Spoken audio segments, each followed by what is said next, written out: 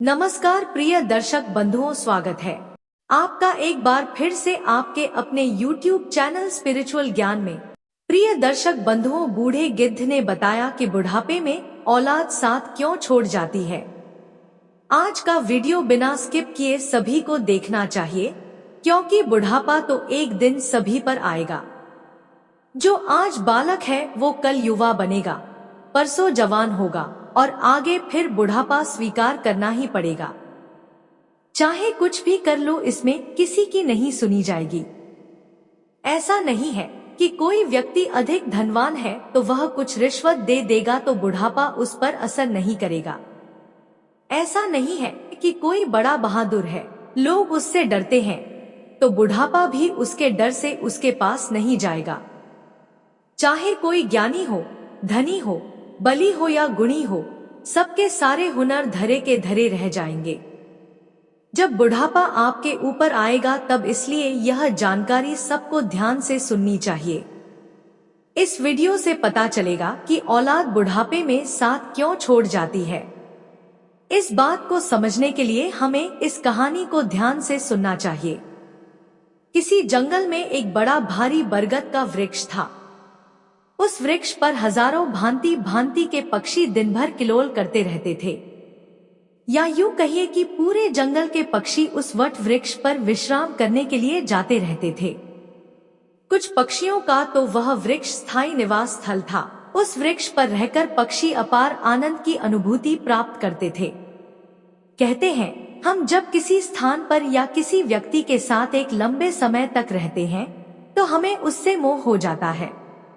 इसी तरह उस वृक्ष पर रहने वाले सभी पक्षियों को उस वट वृक्ष से मोह हो गया था। एक दिन के बाद जंगल में सूखा पड़ गया। कई वर्षों से पानी नहीं बरसा। जंगल के वृक्ष सूख सूख कर मुरझाने लगे। वह वट वृक्ष भी पानी न बरसने के कारण सूखने लगा।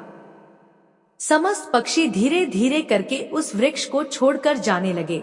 जब वह वृक्ष पूरी तरह से सूख गया, उसके पत्ते डालियां टूटकर नीचे गिरने लगी, तो उस वृक्ष पर रहने वाले सारे पक्षी उस वृक्ष को त्याग कर किसी दूसरे स्थान पर चले गए। केवल एक बूढ़ा गिद्ध उस वृक्ष पर अकेला बैठा रह गया। उसने देखा कि वृक्ष पर रहने वाले सारे पक्षी एक एक करके वहां से जा चुके हैं। कुछ पक्षियों ने उस बूढ़े गिद्ध से भी चलने को कहा, परंतु गिद्ध ने जाने से मना कर दिया। बूढ़े गिद्ध ने सोचा कि मेरा जन्म इसी पेड़ पर हुआ है, इसी वृक्ष पर मैं खेल कूद कर बड़ा हुआ हूँ। मेरे जीवन के सारे सुख मुझे इसी वट वृक्ष ने दिए हैं। आज जब इसके ऊपर विपत्ति है तो मैं इसे विपत्ति में छोड़कर अकेला कैसे चला जाऊं। इस वृक्ष ने मुझे पाल पोस कर बड़ा किया है, दुख सुख में मेरा साथ दिया है। मैं इस वृक्ष का ऋणी हूँ।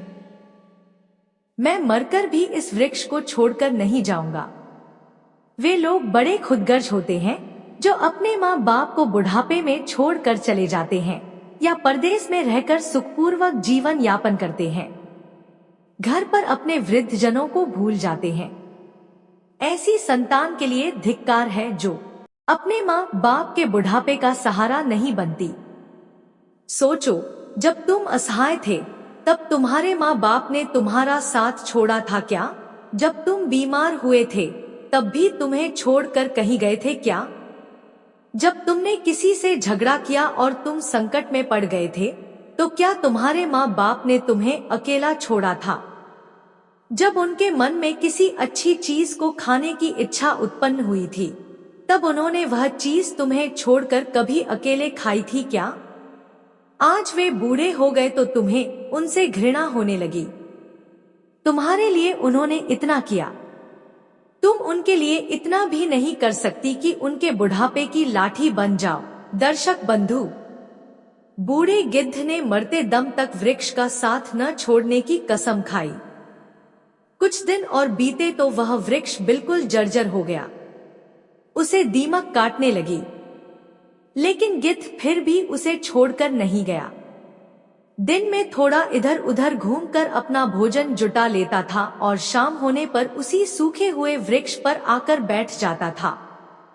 इसी तरह से कई रोज बीत गए जो पक्षी उसे छोड़कर दूसरे स्थान पर चले गई थी। उन्होंने सोचा कि गिद्ध काका अभी भी उसी सूखे वृक्ष पर बैठे रहते हैं, क्यों ना हम सब मिलकर उनके पास चलें और उन्हें समझा बुझाकर अपने पास बुला लाएं। यही सोचकर कुछ पक्षी बूढ़े गिद्ध के पास गई और उन्हें अपने साथ चलने का आग्रह किया। कहने लगे, गिद्ध काका, तुम कहाँ इस सूखे हुए वृक्ष पर बैठे रहते हो? इस वृक्ष का जीवन खत्म हो चुका है। मरे के साथ में मरना कहाँ की समझदारी है।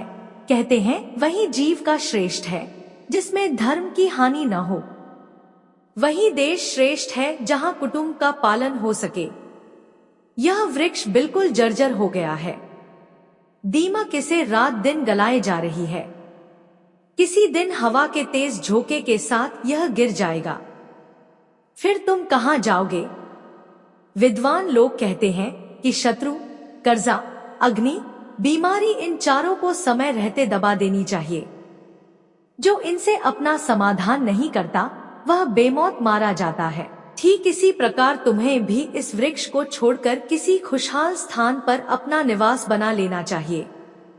मित्रों, समस्त पक्षियों के समझाने पर भी बूढ़ा गिद्ध उस वृक्ष को छोड़ने के लिए तैयार नहीं हुआ।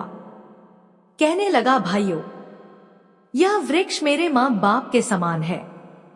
मेरे माता पिता मुझे जन्म देकर इसी वृक्ष पर मुझे छोड़कर चली गई थी। उनके जाने के बाद मैं इसी वृक्ष पर खेलकर बड़ा हुआ हूँ। जीवन के सारे सुख मैंने इसी वृक्ष पर पाए हैं। बचपन से लेकर बुढ़ापे तक का सफर मैंने इसी वृक्ष पर तय किया है। अब इस मुश्किल घड़ी में मैं इसका साथ छोड़कर कैसे चला जाऊं? यह मेरी सबसे बड़ी खुदगर्जी होगी। कहते हैं भक्त, सेवक और शरणागत जो यह कहता हो कि मैं आपका ही हूँ, इन लोगों को संकट पड़ने पर भी नहीं छोड़ना चाहिए। जो इन्हें संकट में छोड़कर जाता है उन्हें बहुत बड़ा पाप लगता है, और जिसने अपना पालन पोषण किया हो, दुख सुख में साथ न छोड़ा हो, ऐसे माता पिता को छोड़ता है तो वह जघन्य अपराध का भागी होता है। उन संतानों को कभी मनुष्य की योनि में जन्म नहीं मिलता। गिद्ध ने कहा, मैं अपनी मृत्यु तक इसी वृक्ष पर रहूंगा। आप लोग जाइए यहाँ से। गिद्ध की बात सुनकर सारे पक्षी निराश हो जाते हैं। वे लौटकर वापस चले जाते हैं। कुछ तो कहने लगे, भैया, इस बूढ़े गिद्ध के साथ साथ इसकी बुद्धि भी सठिया गई है, इसीलिए उसे हमारा समझाना अच्छा नहीं लगता। अगले दिन कुछ पक्षी उसे फिर समझाने के लिए आए, लेकिन गिद्ध ने जाने से फिर मना कर दिया। इस बार सारे पक्षी लौटकर अपने घर नहीं गए। वे सीधे इंद्र के पास पहुंचे और उन्हें सारी बात बताई कि हे भगवान, हम जिस वन में रहते हैं वहां कई वर्षों से पानी नहीं बरसा है। पूरा जंगल पानी से शून्य है। पेड़ पौधे सब सूख चुके हैं। जंगल के सभी जीव जंतु जंगल छोड़कर दूसरे स्थान पर चले गए हैं। पर दुख की बात यह है कि जिस बरगद पर हम लोग रहते थे उसी बरगद पर एक बूढ़ा गिद्ध भी रहता था। एक बूढ़ा गिद्ध भी रहता है। उसी बरगद पर एक बूढ़ा गिद्ध भी रहता है। हम लोग तो चले आए, पर वह गिद्ध उस बरगद को छोड़कर कहीं नहीं जाना चाहता। वृक्ष सूखकर जर्जर हो चुका है। वह कभी भी गिर सकता है। हम लोग उन्हें समझाने गए थे, पर वह फिर भी उस वृक्ष को छोड़ने के लिए तैयार नहीं हुए।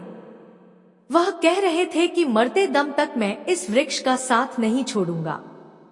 इसीलिए हे भगवान, आप स्वयं चलकर उन्हें समझा दीजिए, शायद वह आपका कहना मान जाए। दर्शक बंधु, पक्षियों के निवेदन को इंद्र ने स्वीकार कर लिया और इंद्रदेव उन पक्षियों के साथ उस वन में जाकर उस बूढ़े गिद्ध को समझाने लगते हैं। हे गिद्ध राज, मैं देवराज इंद्र तुम्हें समझाने आया हूँ। यह वृक्ष बहुत ही जर्जर स्थिति में पहुंच गया है। इसकी डालियां सूखकर गल चुकी हैं। इस पर छाया के लिए एक भी सूखा पत्ता नहीं बचा है और आप भी बहुत बूढ़े हो चुके हो। किसी दिन यह वृक्ष गिर गया तो आपकी मृत्यु हो सकती है, इसलिए इस वृक्ष को छोड़कर किसी सुरक्षित स्थान पर चले जाइए। दर्शक बंधु, इंद्र की बात सुनकर बूढ़ा गिद्ध कहने लगा, है भगवान, मैं एक बात बताऊं, जब मेरा जन्म हुआ था तो मेरे माता पिता मुझे इसी वृक्ष पर छोड़कर स्वर्ग सिधार गए थे। मैं जब असहाय था तो मुझे इसी वृक्ष ने पाल पोस कर बड़ा किया। मैं इसी पर खेला कूदा हूँ, इसी पर रहकर सारे सुख उठाए हैं। इसी वृक्ष पर रहते रहते मैं बूढ़ा हो गया। मेरा पूरा जीवन इसी वृक्ष की छाव में बीता है। आज जब इस वृक्ष पर विपत्ति आ गई तो मैं इसे छोड़कर कैसे चला जाऊं? अक्सर लोग यही करते हैं कि विपत्ति आने पर गरीबी में अपने हितैषियों का, अपने बंधु बांधवों का साथ छोड़कर चले जाते हैं। मैं उन मतलबी लोगों की तरह नहीं हूँ। मैं मरते दम तक, आखिरी सांस तक अपने माता पिता के तुल्य इस वृक्ष का साथ निभाऊंगा। गिद्ध का ऐसा अद्भुत प्रेम देखकर इंद्र बहुत खुश हो जाते हैं। कहते हैं, गिद्ध, मैं तुम्हें वरदान देना चाहता हूँ, बताओ तुम्हें क्या चाहिए? तब गिद्ध कहता है, हे भगवान, यदि देना चाहते हो तो मुझे वरदान नहीं चाहिए। इस बरगद को वरदान दे दीजिए ताकि यह हरा भरा हो जाए, इसकी आयु बढ़ जाए। मैं तो वैसे भी बूढ़ा हो चुका हूँ, थोड़े बहुत दिन का जीवन शेष बचा है। मेरे बाद इस वृक्ष की छाया में हजारों पक्षी सुखी रहेंगे। सबका भला होगा तो मुझे भी खुशी होगी। गिद्ध की बात सुनकर इंद्र ने उस वृक्ष को फिर से हरा भरा बना दिया, पूरे जंगल में पानी बरसा दिया। सारे जंगल के वृक्ष फिर से हरे भरे हो गए। चारों तरफ हरियाली छा गई। जो जीव जंतु, पशु पक्षी जंगल को छोड़कर चले गए थे, वे फिर से उसी जंगल में लौट आए। सारे पक्षी उसी बरगद पर आकर कलरव करने लगे। सब पक्षी उस बूढ़े गिद्ध काका की खूब सेवा करने लगे। उनके लिए भोजन पानी सब वहीं लाकर देते थे। मित्रों, इस प्रकार गिद्ध का शेष जीवन सुखपूर्वक बीत गया। हमें भी इस कहानी से सीख लेनी चाहिए कि अपनों का बुरे वक्त में कभी साथ नहीं छोड़ना चाहिए। खास करके जिसने आपको जन्म दिया है, उस माँ का, और पालन पोषण करने वाले उस पिता का। वह आपके जीवन दाता है। आपको पाल पोस कर बड़ा करने में उन्होंने बहुत तकलीफ उठाई है। उनके बुढ़ापे में यदि आप सहारा नहीं बन पाए तो वह जीवन किसी काम का नहीं रहेगा। दर्शक बंधुओं, यह वीडियो यदि पसंद आया हो तो वीडियो को लाइक करना और चैनल को सब्सक्राइब करना। मिलते हैं अगली वीडियो में नई चर्चा के साथ। आप सभी का बहुत बहुत धन्यवाद। जय श्री कृष्ण।